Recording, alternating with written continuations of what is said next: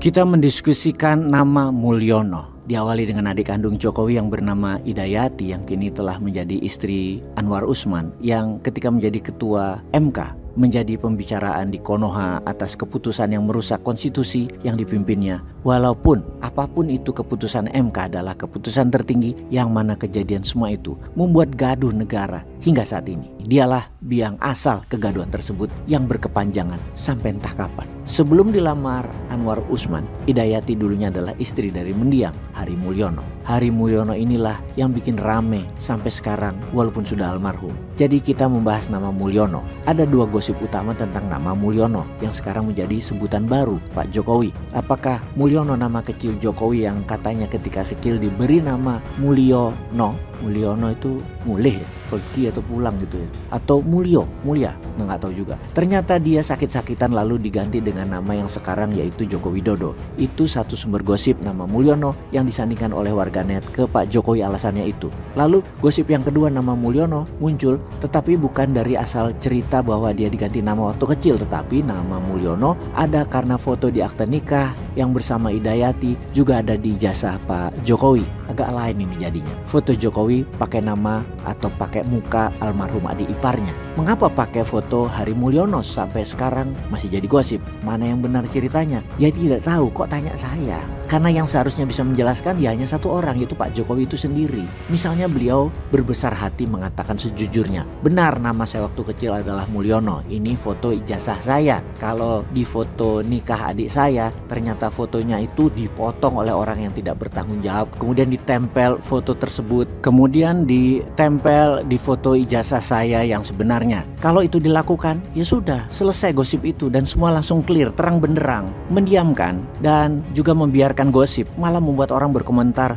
bahwa memang ijazahnya palsu, memang tidak ada, memang datanya manipulatif, sehingga membenarkan dari awal memang sudah bohong. Yang sampai sekarang ya bohong terus. Misalnya sampai saat ini orang tuh percaya dia tukang bohong. Misalnya mereka bilang atau dia bilang tidak berpolitik anak-anaknya, ternyata politik. Bilang nggak tahu padahal buang badan dan sangat tahu. Bilangnya mau kerja dari IKN 40 hari terakhir di jabatannya, ternyata mau buat skenario Jakarta rusuh pakai pasukan berani mati biar pada saat kejadian, loh saya kan nggak tahu, saya kan nggak di sini, saya kan di IKN. Selalu kalau ada peristiwa besar sering dirinya keluar kota, di luar negeri, bahkan skenario-nya padahal dia yang buat dan bilang nggak tahu. Sekali lagi padahal tahu, atau mengatakan hal yang sebenarnya yang lain lagi, yaitu mendorong Mas Gibran berkata jujur. Misalnya mengatakan fufu fafa akun saya, waktu itu saya masih muda, saya masih bodoh, saya masih egois, mohon maaf kalau ada yang tersinggung. Jujur kayak gitu deh, itu kita jadi bangga, itu jadi negarawan Mas Gibrannya, dan itu harusnya bapaknya yang nyuruh, atau istrinya Mas Pisang atau istrinya Mas Kaisang yang sewaktu mengatakan dia sekolah di Universitas Columbia dengan menggunakan kartu penerimaan Universitas Columbia pada saat ikut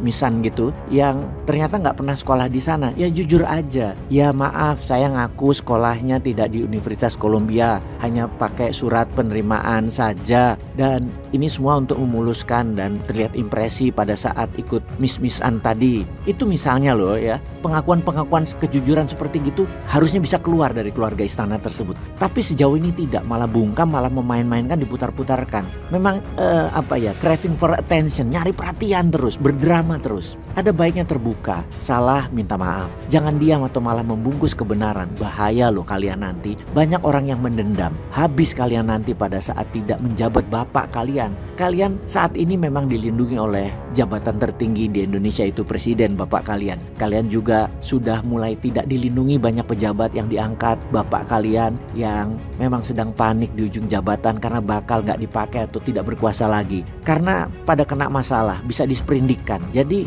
tidak bisa membela kalian. Lihat secara perlahan ya, partai mana yang membela kalian sewaktu kalian dirujak sama warganet, dirujak private jetnya, Fufu Fafa dirujak, Blok Medan Nikel dirujak, Mulyono dirujak, yang terus-terusan menerjang kalian. Yang membela hanyalah 1-2 kelompok, ya tinggal Menkominfo sendirian dan beberapa buzzer di media yang sering nongol, yang di TV, semuanya bisa dipatahkan oleh lawan bicara argumennya. Isu nebeng temen, terbengkalainya ratusan triliun IKN, MRT, RRT, jalan kontol yang rugi, adalah kesia-siaan ketika menjabat yang sekarang di ujung jabatan malah play victim. Sang bapak malah tidak mengaku bahwa kesalahan membangun pakai hutang itu masih tidak diakuinya, malah menyalahkan pengelolanya, menyalahkan orang lain dan mencari kambing hitam adalah memang cirinya. Jangan-jangan tidak mau disalahkan oleh orang lain adalah cirinya. Smear campaign, merusak reputasi orang adalah cirinya. Anies salah satu korbannya. Untuk Pak Prabowo sekarang, saya kalau jadi Pak Prabowo nggak akan mau bayarin hutangnya Jokowi yang membuat proyek tanpa perencanaan,